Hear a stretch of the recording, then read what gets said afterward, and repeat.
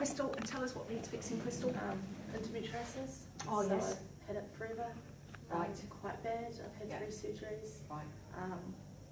There's no cure for it, so I try diet and exercise, doing everything I can, but I still struggle with quite a lot of pain. Yes, you will. Okay, right, okay. Endometriosis. So I'm not going to work with Crystal's life story. I don't know that I'll work with a girl of mine, a friend of mine that I do know. Endometriosis, shocking, shocking, shocking, shocking. But this girl is very, very emotionally sensitive. Yes. And doesn't show the right people the emotions. And so guess where the emotions get stored? In here.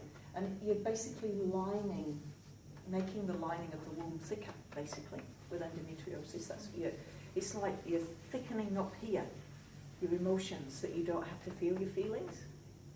Right? So point number 1 is you are an emotional being. You are an emotional being. Hands up if you're an emotional being. I want to see all your hands up. Come on, we are all emotional beings. Wouldn't it be good if from day 1 we were encouraged to show our emotions, but we're not? I remember being told, don't let kids at school see you get upset, you'll get bullied. You don't want to be a crybaby. Yeah? You also don't want to tell tales, don't be a tittle-tattle. So I was taught from a very young age not to show my feelings. And so was my partner. And so now we're in relationship with each other. We've been in a relationship 20 years. So the way I don't show my feelings is I'm fine, slam, slam, I'm fine. You see ladies do that? Yeah, the way he talks about his feelings is love him dearly, and we both have lots of learning.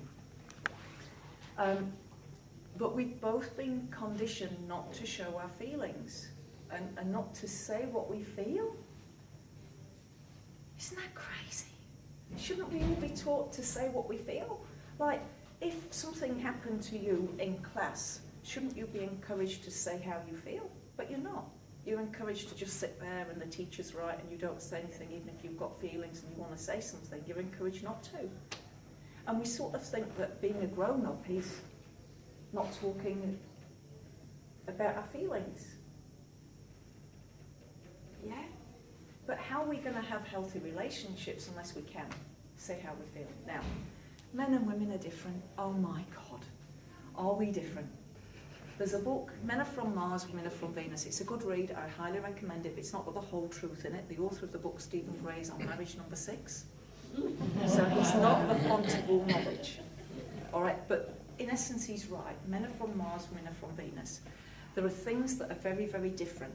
Right, when a woman says, we need to talk, what she means is, you need to listen, men. She needs to talk, because you may not need to talk at all. Now, as women, we tend to talk to other women to process our feelings. Men pace. The mobile phones were developed for the men. They walk while they're on the phone. We as women, we sit down, we've got a cup of coffee, we've got the biscuits, we put our feet up, we're there for the duration, men pace. Yeah? Ladies, do not try and talk to your man about anything of any importance while the football or the rugby is on. It's not his fault if he doesn't hear a word you say, because the rugby was on. Yeah? Right, so this is you understanding that you're like a mermaid. I'm going to call you a mermaid. Yeah? Yeah. Because you are. You're sensitive and you think about the water and you're vulnerable. And you're protecting this, which is your deepest feelings. Yeah? All right. Now, within here, there may also be a fear that, and somebody may not like me if I show these feelings. Right, another story from my life, I'm an expert in my life, not anybody else's. I was on the phone waiting for one of these annoying little phones to, recorded message, and while I was there, my guides hopped in and they said to me, would you rather be all that you can be this lifetime, or would you rather just feel good feelings? And I immediately said, I want to be all that I can be. I want you to think about that question. Would you rather feel just good feelings this lifetime, or would you rather be all that you can be? And to me, it was a no-brainer. I want to be all that I can be. I want to tap into my potential. If that means I've got to feel some fear, if that means I've got to feel some loneliness, some anxiety, I'm not bothered. I want to be all that I can be. Yeah, so that's what I said. I want to be all that I can be. I didn't have to think about it too long. And they said, but do you realise this whole lifetime, if we've got a continuum where this is feeling terrible, that's okay, and that's feeling amazing, you've only really let yourself feel there. You haven't let yourself feel loneliness, despair, guilt, shame, grief. You've kept yourself sort of here. It's never entered my head. But even the goals I'd set for myself, I never set myself a goal I thought I couldn't achieve. Isn't that weird? We only set ourselves goals we know we can achieve. Where's the fun in that? You need to set yourself a goal you don't think you can achieve. Yeah. So within here, there's going to be some feelings in here that you don't like very much. All right? But these feelings, they're not your children. They're feelings that you had back then in response to a situation. You as a grown-up woman may not feel the same now, but you've still got that feeling in there. Yeah? Right, now, gentlemen, this is one for the gentlemen, because men are from Mars, women are from Venus, and gentlemen sometimes need to know this, all right.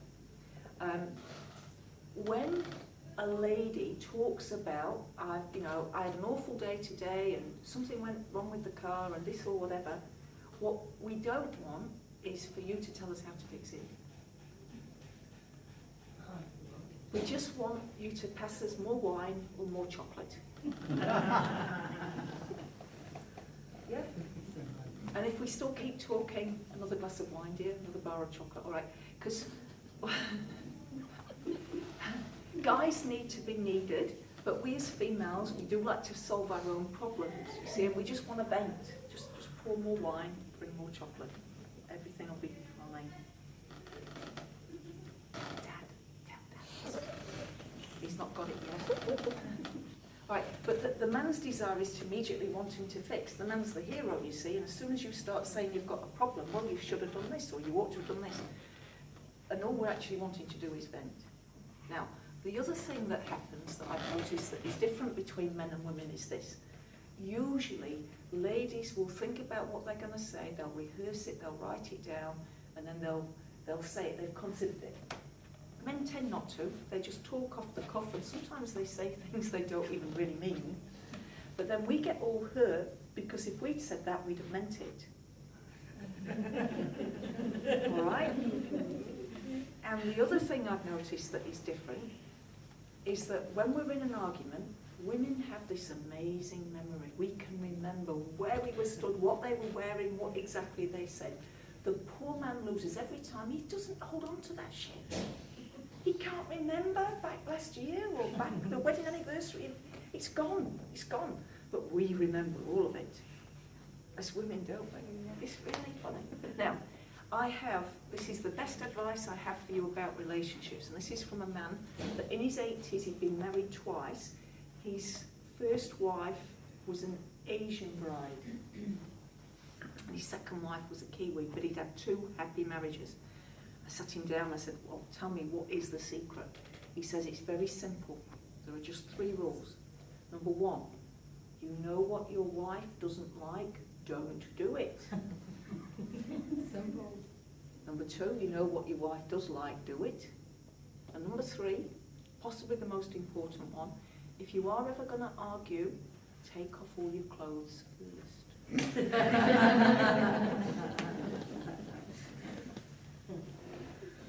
That's not bad advice, is it, eh? That's not bad advice.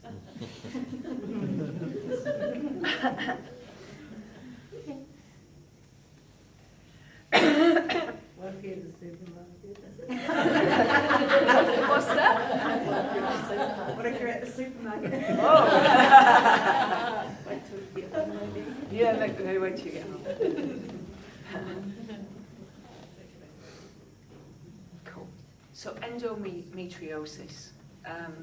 It's all about deep-seated feelings that just need to be felt, and as you let yourself feel them, you'll heal at a deep, deep, deep level.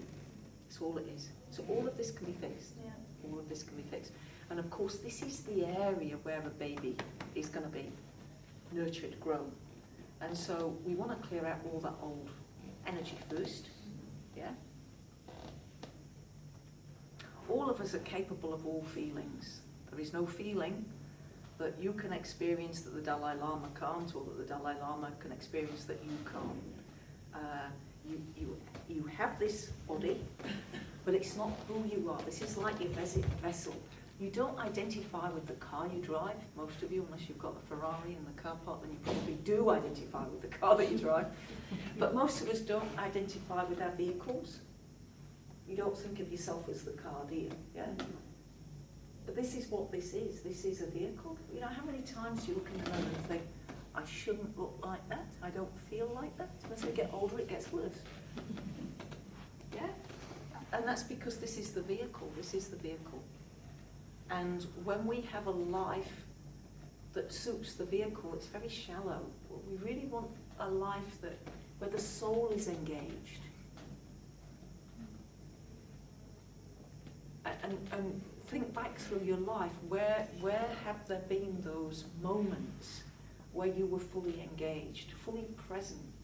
Out in nature maybe, it might be music, it might be art, dance. It's usually the creative or natural or with an animal. Not weirdly with an animal, I don't mean it that way. But there are moments in our life where we glimpse something beyond the mundane. And we want more of those moments. That's what I'm looking for, is more of those moments. You know, Lake Tekapo today, we started off in Wanaka and we came past Lake Tekapo. It's very hard not to be present in Lake Tekapo. It's beautiful, isn't it? Whether the sun is shining, you can be present. Whether it's blowing a gale, you can be present. If it's snowing, you can be present. Get curious about who you are, why you're here, what you're here to do, and start listening to your heart more. And the more you listen to your heart, and I'll give you an example of this in just a moment, the more the universe can then work through you. Cool, I think I've done all that I need to do, but there needs to be some time for you just laying with your hands here and just nurturing all of this area. Because everything that you've experienced, every thought, every experience has got you to where you are now. All of it has value. So even the painful memories, you know, even if there's some rejection in there, some loneliness in there, it's made you who you are today. It's the beautiful soul you are. So all of it is treasure. Cool. Thank you.